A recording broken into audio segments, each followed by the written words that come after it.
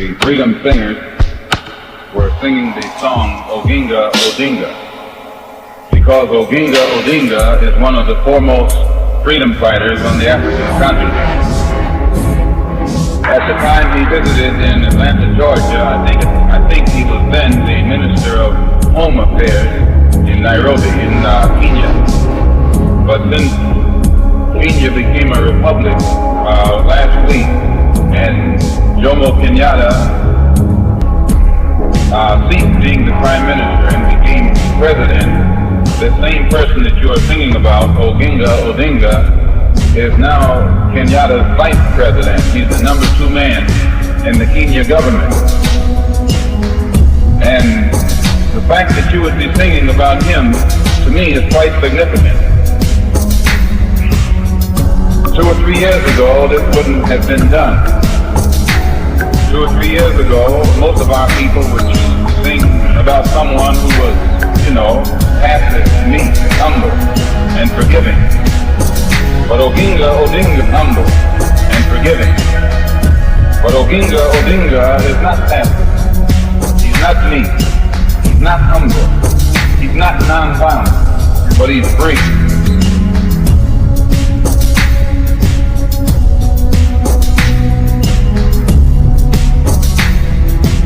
Oginga Odinga is Vice President under Jomo Kenyatta, and Jomo Kenyatta was considered to be the organizer of the Mau Mau. And I think you mentioned the Mau Mau in that song.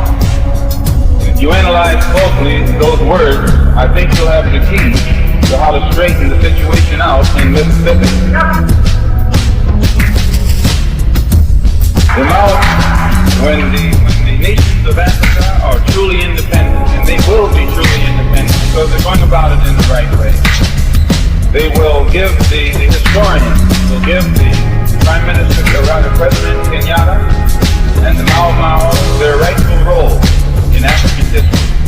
They'll go down as the greatest African patriots and freedom fighters that continent ever knew. And they will be given credit for bringing about the independence of many of the existing independent states on that continent right now. There was a time when their image was negative, but today they're looked upon with respect. And the chief is the president, and the next chief is the vice president. And I have to take time to mention that because, in my opinion, not only in Mississippi and Alabama, but even right here in New York City, you and I can best learn how to get real freedom by studying how Kenyatta brought it to his people in Kenya, and how Odinga helped him, and the excellent job that was done by the Mau Mau freedom fighters. In fact, that's what we need in Mississippi.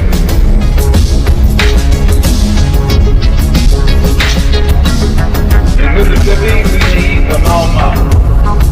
In Alabama, we need a Mau Mau.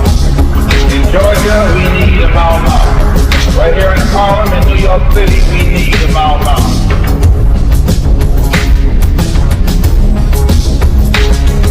And I said, with no anger, but I said with careful forethought. The language that you and I have been speaking to this man with in the past hasn't reached him. You can never really get your point across to a person until you learn how to communicate with him. If he speaks French, you can't speak German. You have to know what language he speaks and then speak to him in that language. When I listen to Mrs. Stevens, a black woman, would be my mother, my sister, my daughter. The language that they had done to her, the language of someone who has no sense of morality, who absolutely ignores law. You and I then learn how to speak his language and we can communicate. But we will never communicate talking one language and he's talking another language. He's talking the language of violence, and you and I are running around with this little chicken type of language. You think that he's going to understand. Let's learn his language. His language is for the shotgun, get a shotgun. His language, not saying, if he only understands the language of a rifle, get a rifle. If he only understands the language of a rope, get a rope. But don't waste time talking the wrong language to a man if you want to really communicate with him. speak his language. And there's nothing wrong with that. If something was wrong with that language, the federal government would have stopped the cracker from speaking it to you and me.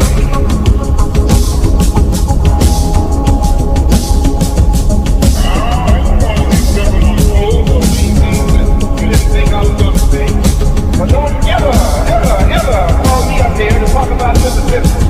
It's controlled right up here from the north. Mississippi is controlled from the north. Alabama is controlled from the north. These northern crackers are in cahoots with the southern crackers. Only these northern crackers smile in your face and show you their teeth. And they slip the knife in your back when you turn around. You at least know what that man down there is doing, and you know how to deal with it. So all I say is this. This is all I say. But when you start talking about one, talk about the other. When you start worrying about the heart or the beat, worry about the whole. And if this beat is no good, this damn pie is no good, because it all comes out of the same plate, and it's made up out of the same thing. Wagner is a Democrat. He belongs to the same party as Eaton. Johnson is a Democrat. He belongs to the same party as Eaton. Now Wagner was in Atlantic City. Ray Jones was in Atlantic City. Lyndon B. Johnson was in Atlantic City. Hubert Humphrey was in Atlantic City. The crackers that you voted for were in Atlantic City. What did they do for you when you wanted to sit down? They were quiet. They were silent. They said, don't rock the boat. You might get bull water instead.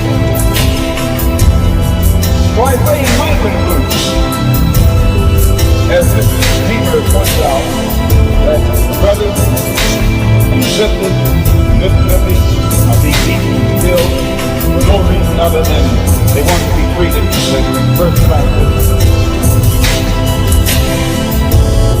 There's only one way to be a first-class citizen. There's only one way to be independent. There's only one way to be free. That's something that someone needs. Something that you can. Nobody can give you independence. Nobody can give you freedom. Nobody can give you equality or justice or anything. You're a man, take it. If you can't take it, you don't deserve it. Nobody can give it to you. So if you and I want freedom, if we want independence, if we want respect, if we want recognition, we obey the law. We be peaceful. But at the same time, at any moment that you and I are involved in any kind of action that is legal, that is in accord with our civil rights, in accord with the courts of this country, in accord with the Constitution, when all of these things are on our side, and we still can't get it, it's because we aren't on our own side. We yet don't realize the real price necessary to pay to see that these things enforced where we're concerned. And until we realize this, they won't be enforced where we're concerned. We have to let the people in Mississippi, as well as Mississippi, New York, and elsewhere know that freedom comes through either by ballot or by vote. That's the only way freedom is right.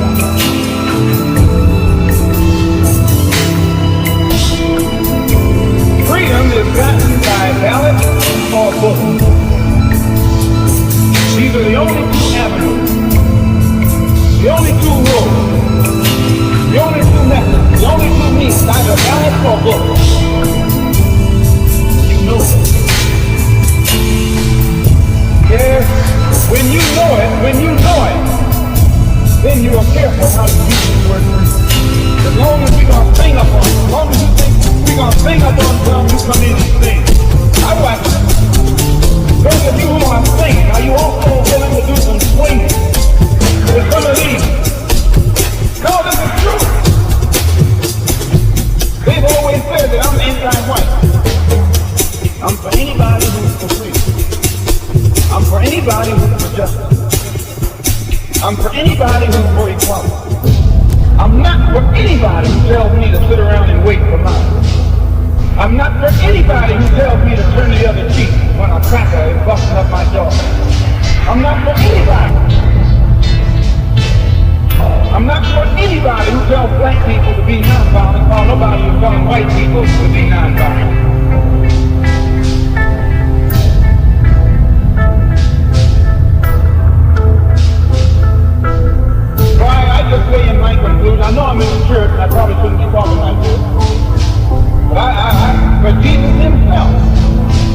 ready to turn the synagogue inside out and upside down when things weren't going right.